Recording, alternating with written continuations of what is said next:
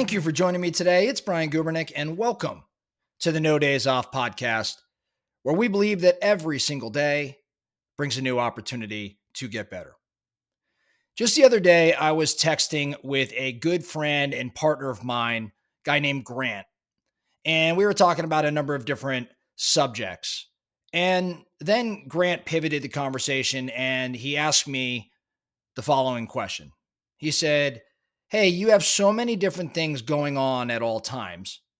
How do you keep your mind clear and stay on top of them all?" I thought about that response. My initial reaction was, Grant, you're crazy if you think that my mind is clear and I stay on top of everything. But I guess relatively speaking, I think I've gotten pretty good at managing a handful of things going on within my head and going on in the outside world, businesses, family, the podcast, et cetera, et cetera. I think I definitely have a lot more work to do, but I've made some progress over the past, call it 25 years in business, and I've become a student of time management and maximizing opportunities and things like that. I probably learned a few things over the years, and I want to share with you my response. It was not a very complex, response at all. I want to share with you what I thought about immediately after he asked that question and where I landed. And this is not a list of 14 or 22 things you've got to do. I think I'm going to give you just the two things that I responded with that have made all the difference to me. The two most important things that have allowed me to maybe be involved in a few more things than the average person, yet still maintain a degree of sanity and efficiency and execution or purpose. So my response was that first, I say no to a lot of things. I say no to a lot of things. I say no to certain meetings. I say no to certain coffees. I say no to certain social events, but I also say no to responding to texts from time to time. I say no to looking at email from time to time. I say no to answering the phone. So, number one, I've gotten pretty good at saying no. And then number two, I got comfortable, and it took me a long time to do this, but I had to get comfortable a little while ago with the fact that I'm going to disappoint some people from time to time. I know that's an interesting thing to think around, like getting comfortable with the fact you're going to disappoint people. I don't like to disappoint anyone. But if I go back in time, I was the guy that would wake up in the middle of the night and jump on my computer because I forgot to email somebody back and I didn't want to let them down. That's not really the healthiest thing. And by the way, I was treating everything as though it was urgent, and that just wasn't the case. But I had to learn this. And when you start saying no to a variety of things, there are going to be people that take that personally or are disappointed. I mean, I've experienced it, and I don't like. But again, to be clear, I don't like to disappoint anybody.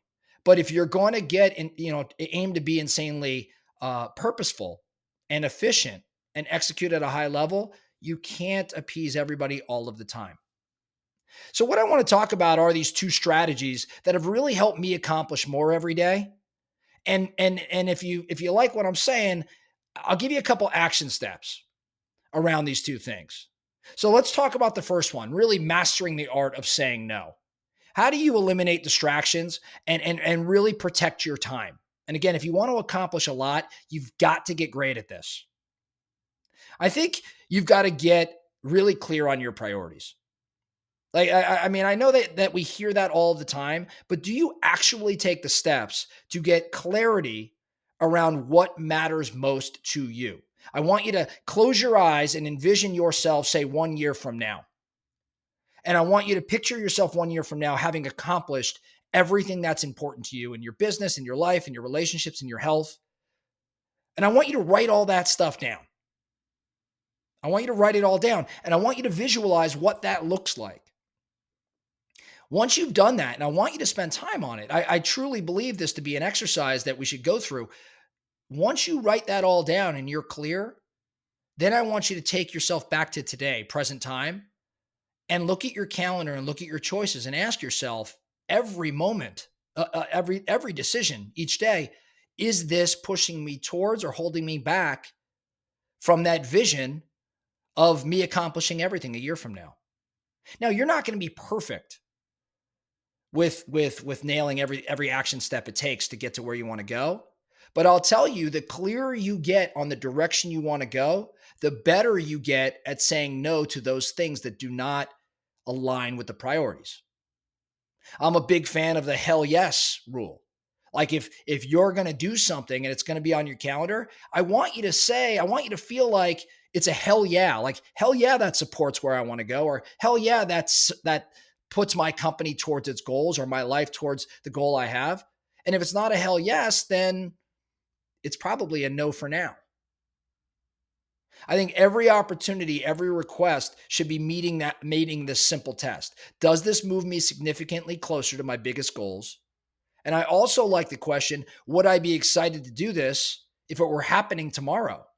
I ask myself that a lot. When someone asks for me to contribute or do something or participate or asks for my time in any way, I do ask myself, hey, would I be excited to do this if it were happening tomorrow? And if the answer is no, I'm out. Now, if it's a strong yes, then I'm in. I keep a not to do list, believe it or not. And I write down the things I need to stop doing just as much as I write down the things I need to do. So number one, I think we got to get really clear on our priorities. Number two, I think we could preset boundaries so we can say no without any guilt. I think people oftentimes struggle with saying no because they feel put on the spot. So I actually believe, and this is the strategy, I think you have pre-scripted responses already prepared. It sounds crazy, I know, but you know how I feel about getting weird. If you're going to manage your time and say no, you've got to think through how you're going to respond so you're never on the spot. So a lot of times, I'll say something to the effect of, "I can't take that on right now, but I appreciate you thinking of me." Or I say, "Hey, I'm fully booked up, or I'm slammed the next week or two. Can we revisit this in a few weeks?" Or sometimes, and I've really learned to embrace this. I'll say something like, "Hey, respectfully, that's not a priority for me right now. I wish you the best of luck." And I stop feeling bad about saying that sort of thing. So those two things really help me drive to saying no more frequently to those things that just don't matter at this very second. Now, when it comes to getting comfortable with not pleasing everyone, which is the second strategy I gave you, that's easier said than done. That is something I've had to develop over many years because, again, going back in time, I was the guy that would work around the clock. Oftentimes, I was doing that, because I didn't want to let anybody down. I didn't want to disappoint anybody, even though, later in life, I learned like nobody was expecting me to be on it at that second or respond in that moment. In my mind, it was a really difficult obstacle for me to overcome. So I had to stop seeking approval in a sense and start to really focus on what matters. And again, that had to do with getting comfortable with not pleasing everyone. So number one, I had to accept that I'm always disappointing someone, and that's by choice. Every yes to one thing is a no to something else. And I started really kind of tracking that. Like when I'd say yes to one thing, what am I saying no to? And I would look at the things I was saying no to and bring clarity to it, like bring awareness to it. That awareness started to change my behavior when I started thinking, what am I saying no to? And when I realized I was saying no to important things, I started to get a little bit more comfortable with the fact I can't please everyone. I had to decide who matters most. Like I have a list, not necessarily written down, but I know in my mind, the 8, 9, 10 people that truly do matter most. And therefore, when I have to make a decision, like if it's from one of those individuals, then it moves up the list. And if it's not, it may move down the list if my time doesn't allow for it. So I would always keep this list in my mind and again have a default behavior. I think the bigger component of this, though, is that I had to start to detach my worth from external approval. because the fear of disappointing people comes from this, I guess, worrying, I should say, about their judgment. So I had to stop asking, like, what will they think? And I had to reframe it a little bit. Again, I had to go back to, am I acting in alignment with my values? And asking a question like a future casting question, will this decision still make sense a year from now? So I ask these questions of myself. I ask, am I doing this because I want to, or because I'm just afraid to say no? I think these are really important. And then lastly, around this particular strategy, I think there's this development of thick skin. And the only way you do that is through exposure. The only way you do that is through time.